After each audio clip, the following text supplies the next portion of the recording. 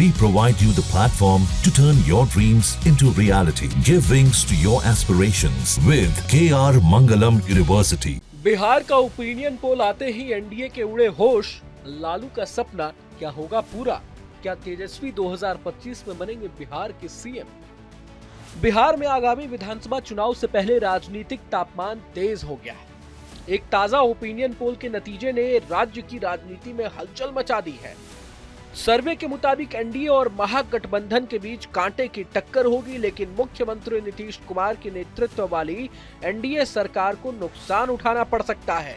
वहीं तेजस्वी यादव की अगुवाई वाला आरजेडी, कांग्रेस और लेफ्ट महागठबंधन बहुमत के करीब पहुंचकर सरकार बना सकता है। 15 मार्च से 5 जून के बीच कराए गए इस सर्वे में 5 लाख से ज्यादा लोगों से बातचीत की गई। इसके मुताबिक महागठबंधन को 44.2% वोट शेयर के साथ लगभग 126 सीटें मिलने की संभावना है, जबकि एनडीए के खाते में 112 सीटें आ सकती है।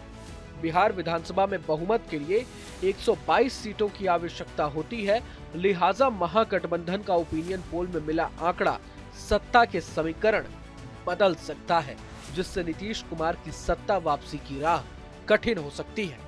प्रशांत किशोर की जन सुराज पार्टी को लेकर जो उम्मीदें थीं वो इस सर्वे में फीकी पड़ती दिख रही हैं। पार्टी को महज 2.7% वोट मिलने का अनुमान जताया गया है और संभवतः सिर्फ एक सीट पर सफलता मिल सकती है।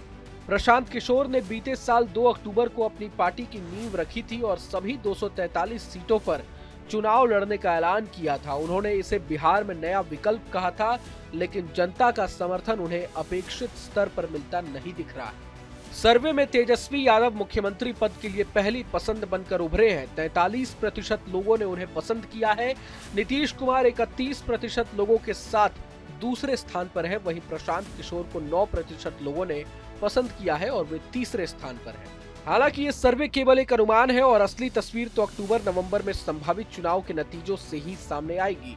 अब देखना ये होगा कि क्या तेजस्वी यादव की अगुवाई में महागठबंधन सत्ता में वापसी कर पाता है या फिर नीतीश कुमार और बीजेपी का अलायंस दोबारा सरकार बनाता है। इधर एनडीए में सीट शेयरिंग से पहले बिखराव जैसी स्थिति पैदा होती दिख रही है। चिराग पासवान ने बिहार के आरा में 243 सीटों पर लड़ने की बात क्यों कही, इसके मायने समझने से पहले एनडीए में सीट बंटवारे से पहले सिर्फ उटव्वल का दौर शुरू हो गया। चिराग पासवान अगर ज्यादा सीटों के लिए बीजेपी पर दबाव बनाने की राजनीति कर रहे हैं तो ये बीजेपी के बाकी के सहयोगी दलों को बर्दाश्त नहीं। जीतन राम मांझी की पार्टी हम और उपेंद्र कुशवाहा की पार्टी आरएलएम ने अब बयानों के तीर मारने शुरू कर दिए हैं। मांझी ने चिराग की रैली पर बिना नाम लिए निशाना साधा है और कहा है कि जिसमें दम होता है वो कभी बड़बोले की तरह बोलता नहीं है। उन्होंने ये तक कह दिया कि चिराग की रैली में जो भीड़ नजर आता है वो पैसे से जुटाए गया भीड़ है। तो वहीं दूसरी तरफ उपेंद्र कुशवाहा ने भी ऐलान कर दिया है कि उनकी सीटें कम करने की कोई कोशिश न करें।